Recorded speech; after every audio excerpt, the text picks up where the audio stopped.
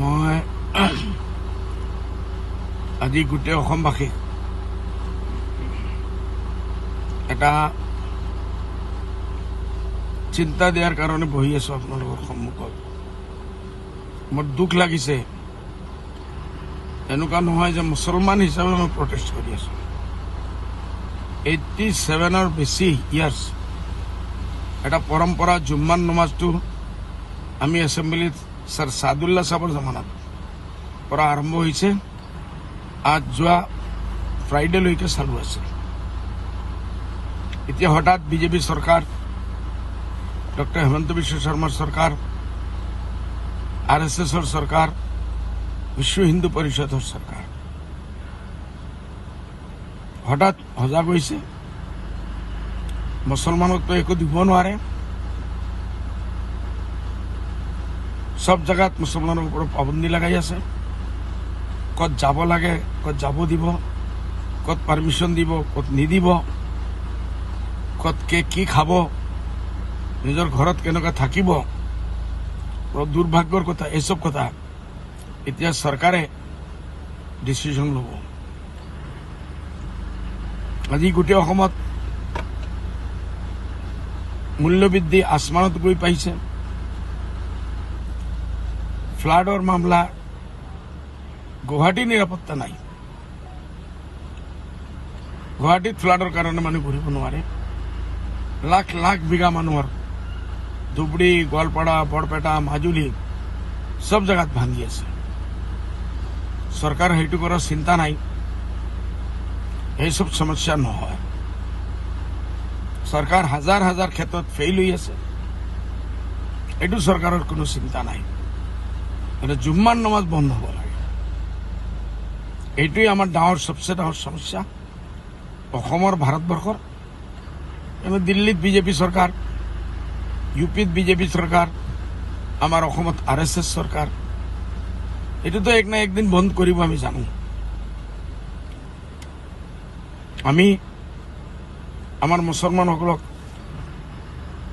এটাই আহ্বান দিব, আপোনালোকে এইটো লৈ হৈ হাল্লা কৰিব নালাগে। আৰু বেছি দিন নাই, এই চৰকাৰটো যাব,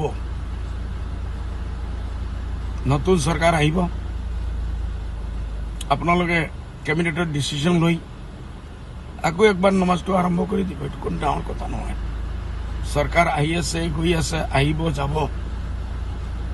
কোনো চৰকাৰে ভাবিব নালাগে যে আমি চিৰস্থায়ী আহি পাইছো।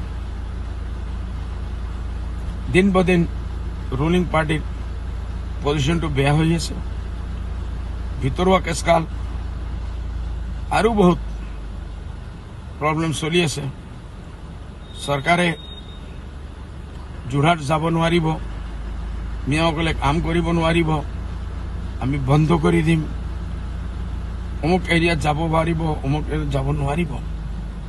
এইটো গোটেই অসমত এটা ডাঙৰ দাঙ্গা ফাসাদৰ লাইনে মুখ্যমন্ত্ৰী সাহেবে লৈ গৈ আছে। ইলেকশ্যনৰ আগত, 26ৰ আগত, পঞ্চায়তৰ আগত কোনো ইস্যু নাই তেখেতৰ হাতত। এটাই ইস্যু আছে, মিয়া, মুছলমান, হিন্দু।